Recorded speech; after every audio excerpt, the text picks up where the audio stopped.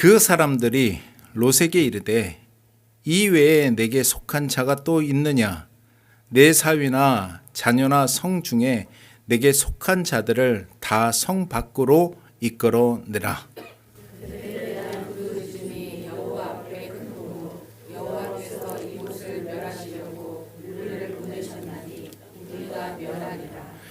롯이 나가서 그 딸들과 결혼할 사위들에게 말하여 이르기를 여호와께서 이 성을 멸하실 터이니 너희는 일어나 이 곳에서 떠나라 하되 그의 사위들은 농담으로 여겼더라.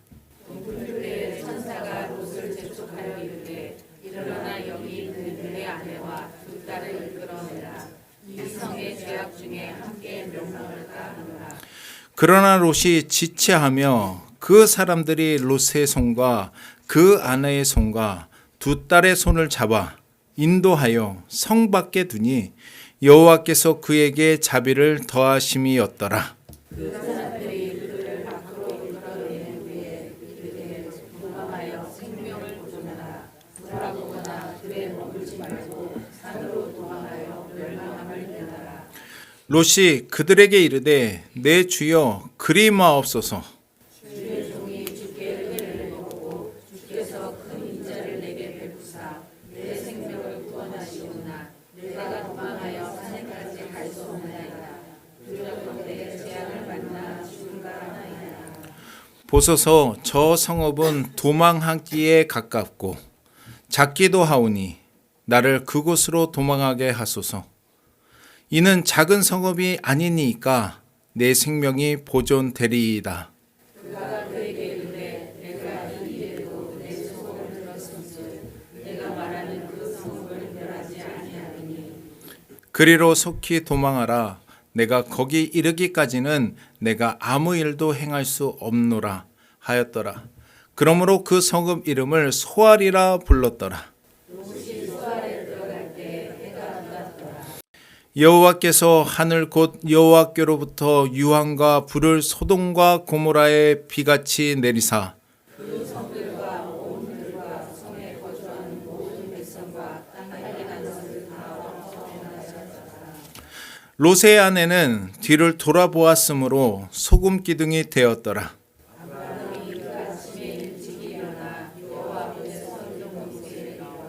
소돔과 고모라와 그 온 지역을 향하여 눈을 들어 연기가 옹기 가마에 연기같이 치솟음을 보았더라. 같이 합시다.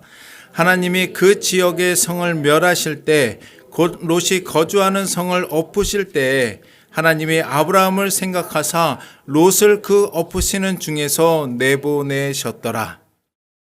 자, 오늘 제목은 무엇의 진심이고 무엇의 전심이었나.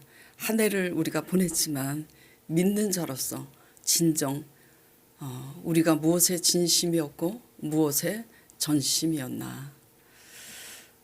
요새는 TV에 뭐 맛있는 그 음식을 많이 이제 그 녹화를 해서 보여주는데 먹는 것에 찐 진심이잖아요. 네. 자, 이 제목을 가지고 나눠보도록 하겠습니다. 방송 매체의 모든 분야에서 두각을 나타내고 있을 뿐만 아니라 그 자리를 오래도록 지속적으로 유지하고 있는 자들이 있어요. 잠깐 반짝했다가 사라지는 자들이 아니라 그들의 공통적인 특징을 이제 유심히 살펴보면은 일에 있어서도 요령을 피우지 않는 진심과 전심이 있을 뿐만 아니라 사람의 관계에서도 상대방을 배려하는 진심과 전심의 자세가 있음을 그들이 이렇게 은연중에 하는 그 대화를 통해서 느낄 수가 있습니다. 우연히 제가 여름에 TV에서 서진인의 식당 2를 본 적이 있어요. 서진인의 식당 보신 적 있죠? 서진인의 식당 1이 있고 이제 2가 있더라고요. 근데 거기에 새로 투입된 이제 아가씨 배우가 있어요. 그래서 제가 관심이 있어서 그 아가씨가 누군지 이제 네이버로 보니까 이름이 고민씨더라고요. 그 아가씨가 투입이 되는데 그 아가씨 일하는 모습을 보고 깜짝 놀랐어요. 우연히 보게 된 그 한 편에서 이제 그 장면을 보게 된 거예요. 서진 그 식당 원에서부터 투입된 우식이 있죠. 우식이가 이제 열기가 많은 더운 주방과 홀을 오가면서 바삐 움직이다 보니까 갈증으로 생수를 이제 자주 마시는데, 그래서 물통을 자주 들고 마셔요. 근데 우식이가 이제 민 씨한테 물을 권합니다. 물을 권하면서 마시라고, 그러니까 거절을 해요. 괜찮다고. 그러니까 우식이가 민 씨한테 뭐라고 그러냐면 갈증 나지 않냐고, 왜 안 마시냐고 그러니까 민 씨가 이렇게 말을 합니다. 갈증이 나지만 갈증 날 때마다 물을 마시다 보면 화장실을 자주 가게 되니까 일에 지장이 있고 일이 늦어질까봐 마시지 않는다는 그 말에 깜짝 놀랐어요. 이게 대수롭지 않은 사소한 말 같지만 그 아가씨가 평상시 어떤 삶을 살아내고 있는지 그 한마디에서 느낄 수가 있는 겁니다. 그래서 제가 깨닫게 된 게 뭐냐면 그 말에 우식이가 이제 놀라는 거예요. 헐, 그러면서 이제 놀라고 시청하던 저도 놀란 거예요. 어떻게 나이 어린 아가씨가 저렇게 속이 깊을 뿐만 아니라 저런 배려로 저런 자세로 어떻게 일을 할 수가 있지? 그 전심에 감동이 되고 도전이 되는 겁니다. 그리고 저도 저 자신을 돌아보게 이제 되더라고요. 그러면서 깨닫게 된 것은 저 정도로 진심과 전심으로 일하는 자세를 가지고 있으니 생각이 있는 사람들이 유념하여 지켜보다가 그 아가씨를 발탁해서 두각을 나타내게 된 거 아닌가. 서진이의 투에서 투입되게 된 것이 그런 면을 보고 이제 투입했다고 확신할 수 있어요. 민 씨만큼 연기하고 민 씨보다 이쁜 아가씨들이 왜 없겠습니까? 그렇게 미모가 뛰어난 것도 아니에요. 늘씬하고 몸매가 좋고 키가 큰 것도 아닙니다. 왜 그 아가씨가 그렇게 두각을 나타낼 수 있을까? 진심과 전심으로 아주 디테일하게 작은 일에 있어서도, 제가 전번 달에 이제 우리 아들이 저한테 이렇게 권면을 하더라고요. 엄마, 이제 이런 게 했는데 엄마가 조금 디테일하지 못했어 그러더라고. 제가 인정을 했어요. 그래, 항상 그 장인은 어디에서 차이가 나요? 디테일한 것에서 차이가 나죠. 거기에서 명인이 되는 겁니다. 그래서 포도원을 허는 작은 여우를 잡으라. 거기서부터 인생이 달라지는 거예요. 지난주 우연히 이제 예배를 드리고 이제 올라가서 TV 백종원의 레미레자부를 잠시 이제 보게 됐어요. 근데 참가자 중에서 이제 선별함에 있어서 백종원과 그와 함께한 이제 그들이 먼저 보는 것이 뭐냐면 요리를 얼마나 잘하느냐가 아니더라고요. 어떤 마음으로 요리를 하는지, 요리를 못하고 좀 둔해도 많이 늦어요. 둔해가지고.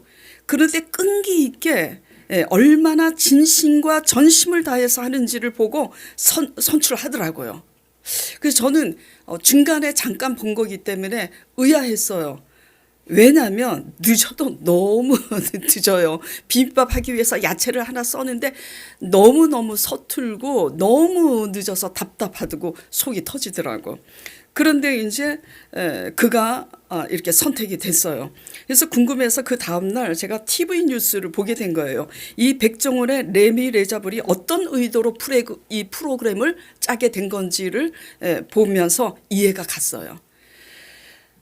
20인이 이제 채택이 됐는데 그들이 어떤 사람이냐면은 자영업을 하다가 실패한 젊은이들 또는 인생에 있어서 낙오된 젊은이들, 그러니까 알코올 중독이든 도박 중독이든 이렇게 중독에 낙오된 이제 자들의 재기를 위해서 만든 프로그램이더라고요. 그러니까 딱 이해가 갔어요. 그래서 그러니까 그들이 요리를 얼마나 잘하는 게 지금 중요한 게 아니에요. 뭐가 중요하냐면 얼마나 진심과 전심으로 하는지 보고 선택을 하는 거예요. 왜냐하면 각기 다른 이유로 실패하고 낙오된 자들의 재기를 위한 도전에는 뭐가 중요하냐면 마음 자세가 중요하기 때문이죠. 예. 그래서 이제 제가 이렇게 올려서 보다가 보니까 선정된 20인 중에 자영업에 성공하다가 실패한 젊은이도 있었어요. 그런데 그 백종원이 그러더라고요. 그의 성공은 확률에 건 성공이었다고. 어떤 상황을 보고 그 상황과 환경을 보고 이제 이렇게 어떤 업을 이제 투자하면 되겠다. 그래서 확률에 건 성공이었고 유행을 바랬는데 운 좋게 유행이 성공한 것이라고. 그러나 그 성공을 유지할 수 있는 것은 자네 그런 테크닉이 아니라 진심과 전심을 다해서 살아내는 마음 자세라고 일침을 가더라고요. 예. 그리고 또 뚝배기를 이제 담아낸 청년이 있었는데 요리는 정성을 다해서 담아냈는지는 모르지만 역시 백종원 씨한테 책망을 듣습니다. 예. 손님이 받았을 때 어떤 뚝배기를 손님이 기대하겠는가. 내 입장에서 요리를 만드는 요리사의 입장에서는 정성을 다해서 했는지 몰라도 그건 자기 입장이지. 요리를 맛있게 멋있게 잘 했어도 뚝배기의 그 특징이 뭐예요? 보글보글 끓여서 내서 손님이 그 뚝배기를 만질 수가 없도록, 그게 뚝배기의 묘미인데 미리 해가지고 나 편하게 미리 했다가 손님이 오면은 그 시간에 미리 해놓은 걸 담아내니 뚝배기가 차잖아요. 그러니까 누구 중심의 열심인 거예요? 손님을 배려한 열심이 아니라 자기 중심의 열심이라는 것을 일침을 가합니다. 그래서 그런 디테일한 어떤 그런 것들을 보면서 마찬가지라는 거죠. 세상도 그런 거예요. 세상도 뭘 일 잘하는가 보다는 일을 함에 있어서 일 잘하는 사람들 수두룩복복합니다. 일 잘하는 사람 중에서도 누구를 발탁하고 세우고 그 오랜 시간을 그 자리를 유지할 수 있냐면 어떤 마음 자세로 어떤 진심과 전심으로 그 일을 감당해내는지 그걸 보고 골라내는 겁니다. 그리고 그렇게 그런 마음 자세를 갖고 있는 사람들은 그거를 유심히 보는 거예요. 하물며 하나님이겠습니까? 하나님도 어떤 사람을 발탁하고 세우고 어떤 사람을 축복하시겠어요. 예. 하나님 나라는 여기 있다 저기 있다 하지 말지니 너희 마음가운데 있느니라 말씀하시고, 나는 사람의 외모를 보지 아니하시고 뭘 보신다 그랬어요? 오직 중심을 보신다 그랬어요. 제가 가끔 말씀드렸죠. 강 목사님하고 저가 실패를 맛봤을 때는 뭘 못해서 실패한 거 아닙니다. 내가 잘하는 것에 대해서 너무 자만심이 있어갖고 사람들을 존중히 여기지 못하고 하나님 뜻대로 하지 못했을 때 수치를 당하고 실패를 하더라고요. 그래서 뼈저리게 느낀 게 뭐냐면 뭘 잘하는 게 중요한 게 아니에요. 잘 해내야 되지만 어떤 마음가짐을 가지고 잘 해내는가, 그게 더 중요하다라는 것을 너무나 많이 배우고 있는 거죠. 우리 사람들은 대부분 욕심들이 많아서 눈에 보이는 것을 중요시 여기느라고 작은 것을 소홀히 하다가 무너진다고. 그래서 작은 여우를 잡으라고 나눴잖아요. 그게 바로 이런 것들인 줄 믿으시기 바랍니다. 자, 그러면 하나님은 우리가 무엇에 그렇게 진심이고 무엇에 그렇게 진심으로 전심 있길 바라는가, 이게 개념이 확실히 서야지 돼요. 그게 뭐냐면 일러주신 말씀에 대해서 진심과 전심으로 순종하기를 원하시는 거예요. 뭐에 대해서요? 일러주신 말씀에 대해서.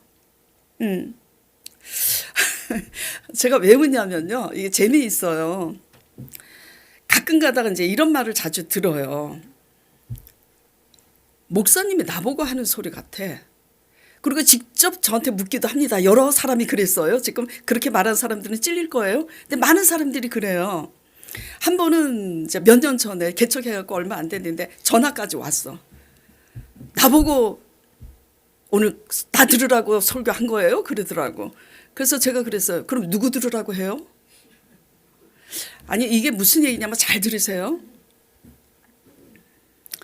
말하는 사람이 내가 정죄감을 가지고 단상에서 목회자가 이렇게 해서 찔림이 되면 목회자 양심이 압니다. 근데 목회자가 정말 성도들을 위해서 말씀을 전했을 때 사람들의 듣는 자세와 태도가 중요해요. 내가 그 사람을 두고 한 말씀이 아닌데 각자 찔려가지고 저한테 그걸 물어봐요. 그 제가 그 얘기를 합니다. 그러면 누구 들으라고 해? 그러면 공중에 귀신 들으라고 해? 제가 웃으면서 그렇게 얘기하지만 만약에 제가 누구 한 사람 들으라고 찔리라고 그렇게 사심을 두고 했다면 이렇게 했을 거예요. 아니에요, 아니에요. 내가 어떻게 당신 들으라고 그렇게 했겠냐고. 근데 왜 변명하지 않고 누구 들으라고 합니까? 그러면 라고 한 것은 누구 개인을 향해서 하는 말씀이 아니기 때문이에요. 뭐냐, 무엇을 말씀드리고자 하냐면 무엇에 진심이고 전심인가 듣는 태도가 중요한 거예요. 찔리면 깨닫고 회개하면 되는 거예요. 누구한테 했나, 나 들으라고 했나, 그게 뭐가 그렇게 중요합니까? 그렇잖아요. 그러니까 바리새인들이 어떻게 하죠? 바리새인들이 마음에 찔리니까 어떻게 합니까? 찔려서 깨닫고 회개하기보다 어떻게 해요? 예수님을 벼랑 끝으로 몰아서 낭떠러지로 떨어뜨리려고 그러잖아요. 우리가 교만하면 말씀을 그렇게 듣습니다. 겸손하게. 담임 목사님이 나 들으라고 했네 어쩌네 따지지 마시고 말씀을 듣고 진심과 전심으로 하나님의 말씀을 들으시길 바랍니다. 예. 왜냐하면 하나님은 우리가 무엇에 진심이고 전심이길 원하냐면 하나님 말씀을 듣고 찔렸을 때 그 찔린 말씀에 전심으로 반응하는 걸 원하시는 거예요. 일러주신 그 말씀에 그 말씀이 나쁜 말씀이든 좋은 말씀이든 찔렸으면은 그 내 말씀인 거예요. 찔렸으면. 예. 근데 찔렸는데 인정하기 싫으니까 그걸 따지고 있는 거라고. 예. 찔리는 것은 내 말씀이니까 찔리는 거라고요.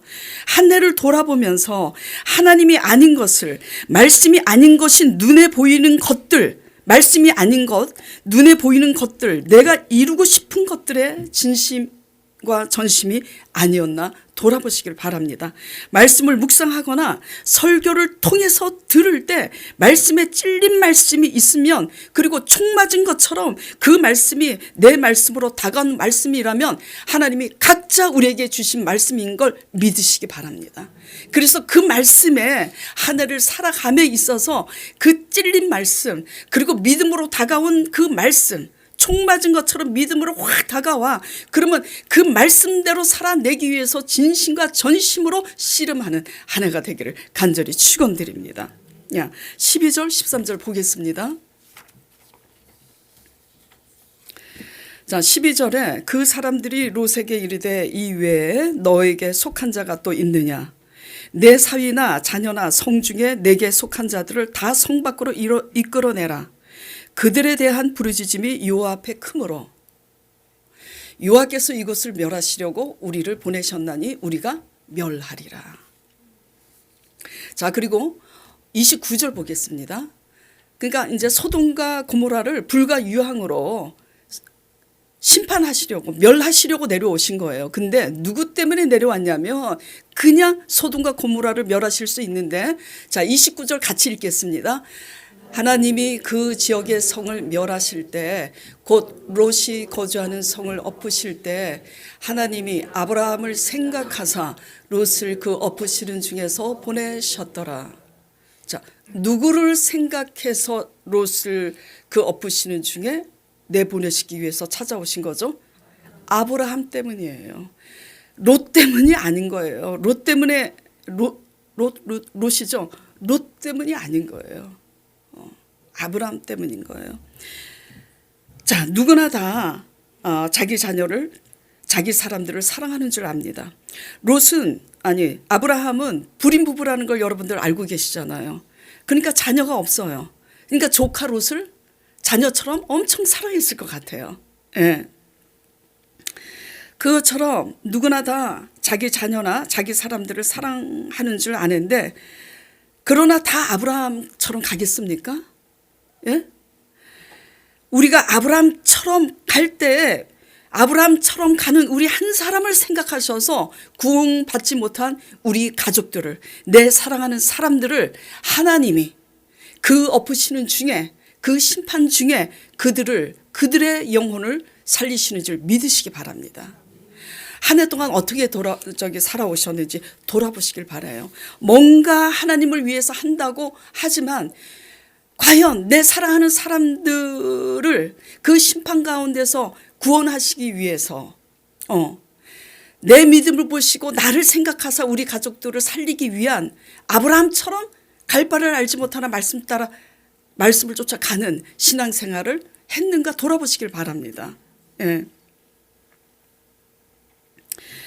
히브리서 11장 8절에 이제 아브라함이 이렇게 아브라함에 대해서 이렇게 기록이 되어 있어요. 아브라함은 하나님의 부르심을 받았을 때 순종하여 갈새 갈 바를 알지 못하고 나갔다고요. 왜 갈 바를 알지 못하고 나가죠? 왜? 말씀 따라 가니까. 오늘 장로님이 대표 기도할 때 뭐라 그랬어요? 눈에 보이지 않고 잡히지 않는 말씀이라 그러잖아요. 눈에 보이고 잡히면 얼마나 가기가 쉽겠어요. 근데 오직 믿음으로 가는 길이니까 말씀 따라가는 것은 보이지도 않고 손에 잡히지도 않는 겁니다. 그러니까 갈 바를 알지 못하는 거예요. 갈 바를 알고 가는 건 뭐죠? 내 생각과 내 계획을 따라 내가 가니까 눈에 보이는 것을 따라가니까 눈에 보이는 거예요. 네. 우리는 믿는 자로서 아브라함과 같이 아버지 말씀을 따라 눈에 보이지 않고 잡히지 않아서 갈 바를 알지 못해도 아브라함처럼 가시길 바랍니다. 그렇게 가면서 우리 사랑하는 가족들을 구원하기 위해 기도할 때 그 가족들이 이 성전에 같이 나오게 되는 역사가 있는 줄 믿습니다. 예. 자, 14절 보겠습니다. 자, 이제 그렇게 천사들이 말을 하니까 롯이 나가서 이제 그 딸들과 결혼한 사이들에게 하나님께서 이 성을 멸하시려고 하니까 너희는 일어나 이곳에서 떠나라 하되 사위들은 어떻게 여겼다고요? 농담으로. 그러니까 농담으로 여겼으니까 안 나갔죠. 그러니까 어떻게 됐어요? 유황불과 함께 타서 죽었겠죠. 예.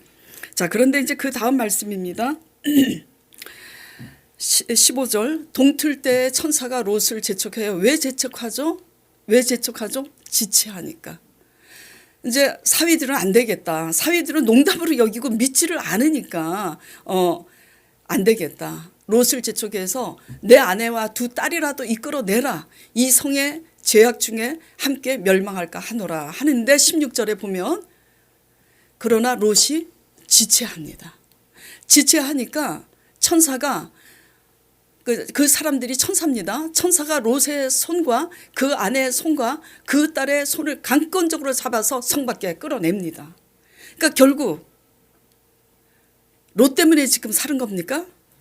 아니에요. 전적으로 아브라함을 생각해서 아브라함 때문에 천사가 억지로 끌어내서 사는 거예요, 지금. 예.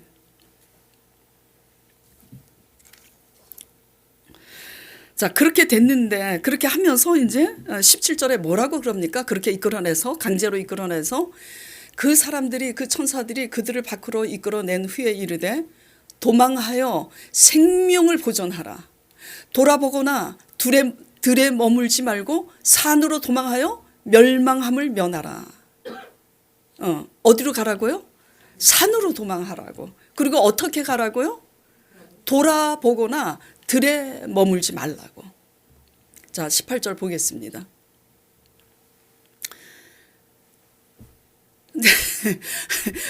롯이 그들에게 이르되 내 주여 그러지 마옵소서.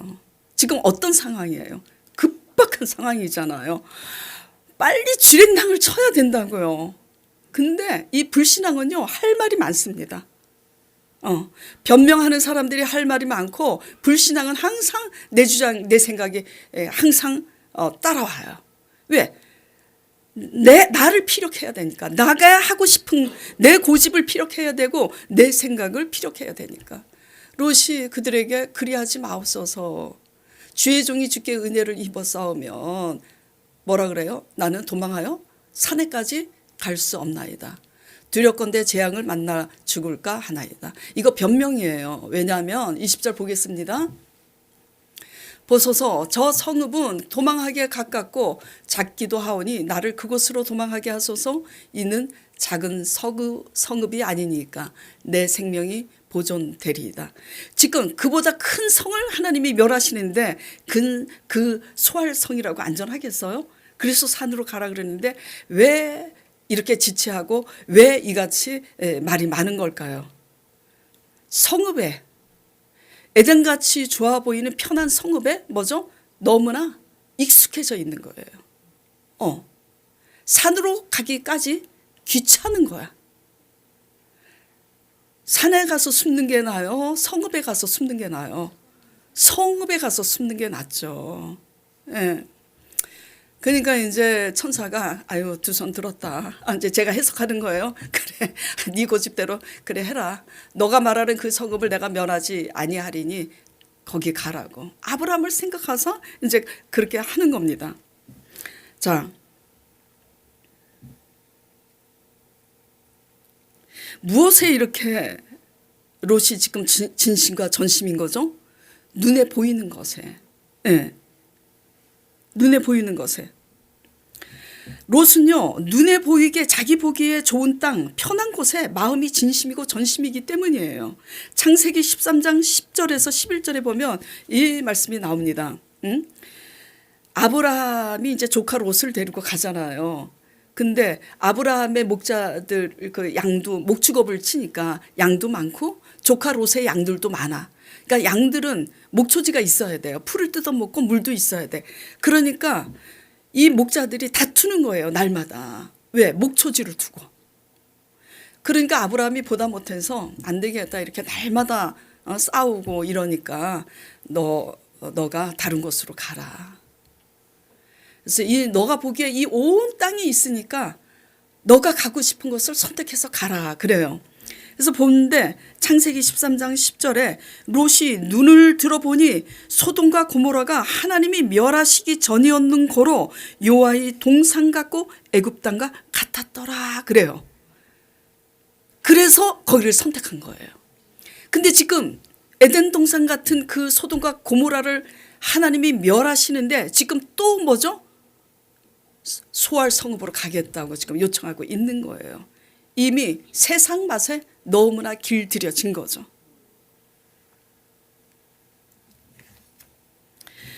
우리 마음이 눈에 보이는 것에 이렇게 롯처럼 세상 것에 마음을 뺏겨서 세상 것에 찐 진심이고 전심이면 아버지께서 찾아오셔서 말씀을 하셔도 우리는 우리 마음이 찐 진심이고 전심인 곳에 기울어져서 그렇게 선택할 수밖에 없어요. 네.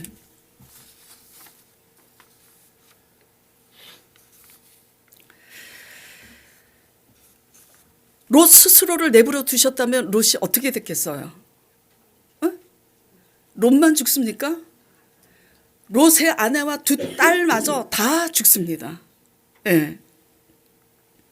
근데 아브라함은 어떻게 갔어요? 아브라함은 눈에 보이는 좋은 곳을 따라가지 않았어요.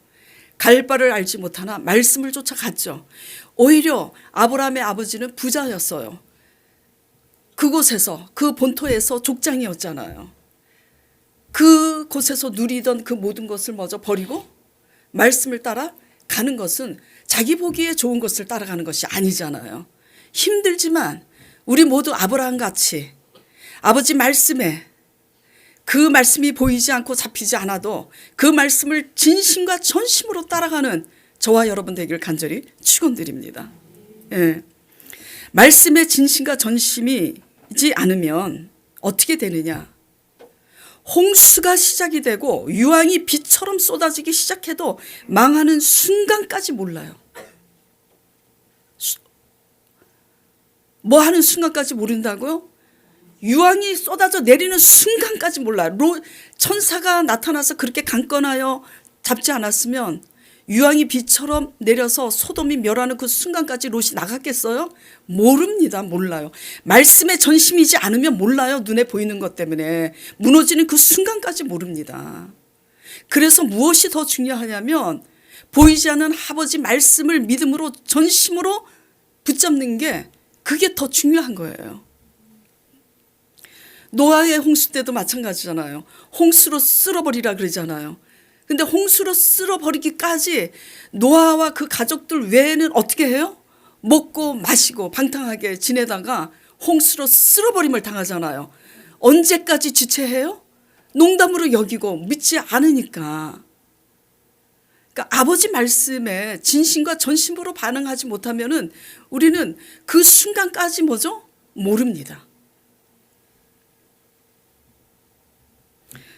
그래서 말씀에 진심과 전심이지 않으면 멸하는 그 순간까지 어떻게 되냐면 지체하고 미루게 되는 습관이 돼요. 계속 미루게 됩니다. 미루게 돼요. 네. 이제 괜찮겠지. 정육점에 고기 한 덩어리가 이제 냉동 고기가 있잖아요. 썰잖아요. 그렇죠? 슬러시로 얇게. 계속 써는데 어느 순간에 다 떨어져요, 안 떨어져요? 다 떨어지지. 예. 하나님 말씀에 전심이지 못하고 내 생각의 고집을 따라서 괜찮겠지 하고 미루다가 어느 날 확 떨어지는 거예요. 예. 지체하지 마시고 한 해를 돌아보면서 우리가 하나님을 믿는데 저도 그렇고 하나님께서 내게 경고하고 주신 말씀에 대해서 내가 얼마나 진심이고 얼마나 전심이었나, 그리고 그 진심과 전심이지 못한 요인은 뭘까를 돌아보면서 롯과 같이 지체하지 않는 저와 여러분 되기를 간절히 축원드립니다. 하나님은 오늘날도 우리에게 찾아오셔서 말씀으로 경고하세요. 그리고 말씀으로 약속하세요. 각자에게 임한 경고의 말씀은 무엇인지, 각자에게 오셔서 약속하신 말씀은 무엇인지 돌아보시기 바랍니다. 그리고 그 말씀에 대해서 전심으로 나아가서 하나님 앞에 합당하게 여기는 그릇이 되길 원합니다. 자, 롯의 아내도 마찬가지예요. 17절과 같이 뒤돌아보지 말라고, 들에도 머물지 말라고 그렇게 말씀하셨는데 어떻게 됐어요? 예? 그 몇 절이죠? 소금 기둥 된 게? 26절 보겠습니다. 롯의 아내는 뒤를 돌아다 보았으므로 소금 기둥이 되었더라.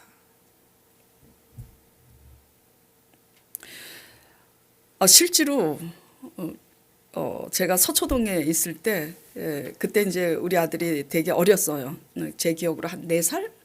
우리 손녀 할인이만 할 때였는데 제가 새들어 살았는데 그 주인이 절에 다니는 분이세요. 근데 어디 여행을 갔다 왔는데 저보고 그러더라고요. 그 하나님 믿는 저 백성 중에 하나님 말씀대로 안 하고 뒤돌아보다가 소금 기둥이 된 그 유적지를 갔다 왔어 그러더라고요. 그러면서 진짜 소금 기둥이 됐어. 그 여행을 이제 했는데 그곳을 갔다 왔나 봐요. 자, 좀 뒤돌아봤다고 이렇게까지 죽이실 필요가 있을까 하는 생각이 솔직히 들어요, 안 들어요? 들죠.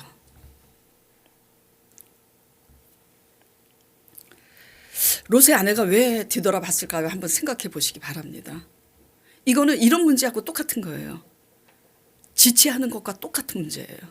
롯이 지체하는 거, 우리가 지체하고 자꾸 미루는 거, 게으름 때문에 자꾸 지체하고 미루는 거, 저도 게으를 때가 있는데요. 롯의 아내가 뒤돌아보고 있는 거. 첫째는 제 생각에 그 말씀을 대수롭지 않게 여겼을 거예요. 자기가 진짜 뒤돌아보다간 죽겠구나라는 경각심이 있었으면 안 돌아봤을 거예요. 근데 설마 죽겠어? 응?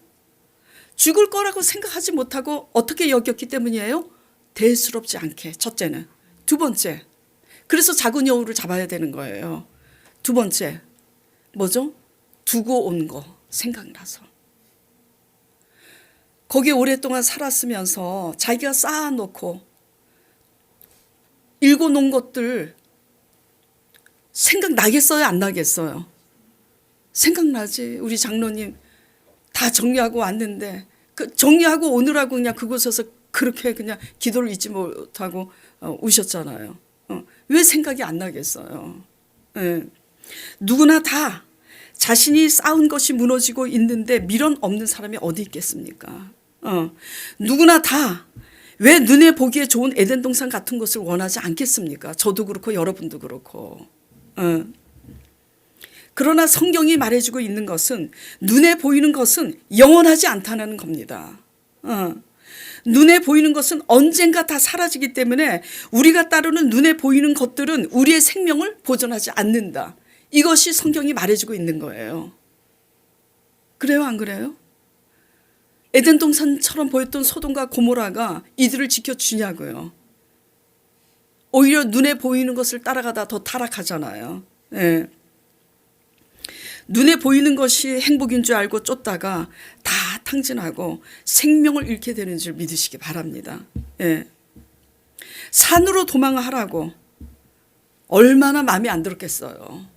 에덴 동산을 좋아했던 에덴 동산 같이 좋아 보이는 소돔과 고모라를 선택한 이 롯이 산으로 가고 싶었겠습니까? 시시하게. 그리고 참으로 불편하게. 예. 시시하고 불편하여서 내 마음에 들지 않는 말씀이라 할지라도, 그래서 대수롭지 않게 여겨질지라도 그 말씀이 나에게 주신 경고의 말씀이고 나에게 주신 말씀이라면 하나님 말씀 앞에 순종하는 것에 진심으로 전심으로 나아가는 저와 여러분 되기를 간절히 축원드립니다. 네. 눈에 보이는 것에 진심을 두고 전심으로 살아가면 그것을 성경에서 뭐라고 그러냐면요, 육적인 사람이라고 말을 하는 거예요. 그러나 말씀에 진심을 두고 전심으로 따라가면 처음에는 힘들지만 나중에는 뭐죠? 눈에 보이는 것도 없고 영생도 없는데, 이런 사람을, 아브라함과 같이 가는 사람을 뭐라고 그러냐, 성경에 영적인 사람이라고 그러죠. 믿음의 사람. 그래서 육의 사람은 하나님 나라를 유업으로 받지 못합니다. 우리가 한 해 동안 하나님을 믿지만 내가 눈에 보이는 것을 따라 진심과 전심으로 살아내고 있는지 정말 돌아보시길 바랍니다. 새해에는 오직 말씀에 대해서 영으로 믿음으로 사는 저와 여러분 되길 바라요. 아브라함과 롯의 삶이 그랬던 것처럼 나오미의 삶과 이방 여인 룻의 삶이 그렇습니다. 자, 가끔가다 제가 이 말씀을 드리는데 이 나오미의 남편이 이름이 뭐예요? 엘리멜렉이에요. 엘리멜렉이 하나님이 그들과 함께 하지 말라고 한 그 모압 나라로 내려갑니다. 뭐 때문에 내려가죠? 베들레헴에 흉년이 들어서 내려가요. 왜 내려가요? 흉년이 들었으니까 베들레헴에서 자기네들이 가지고 있는 것을 탕진하지 않으려고 내려가는 거예요.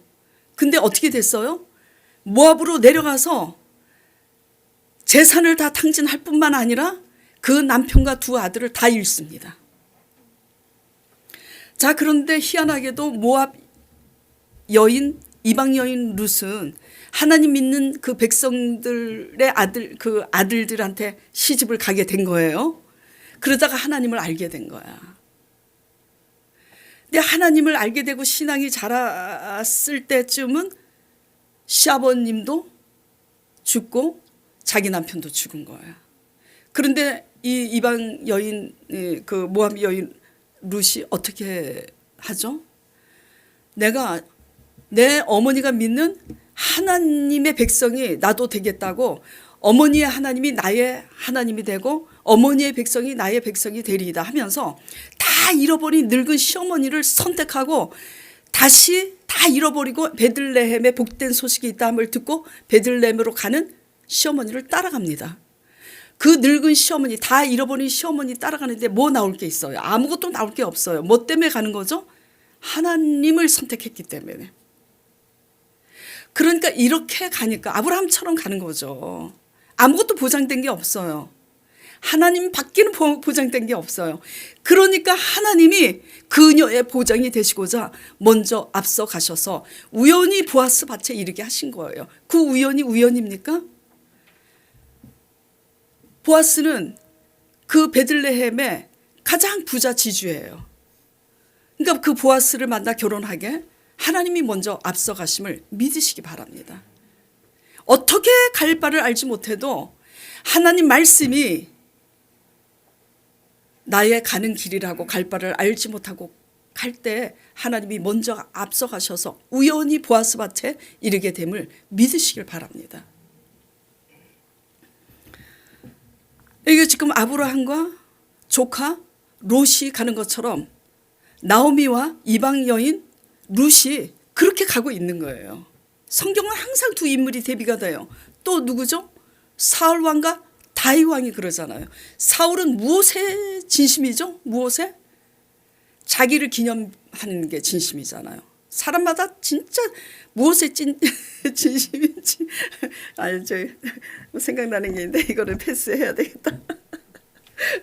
각자 있죠.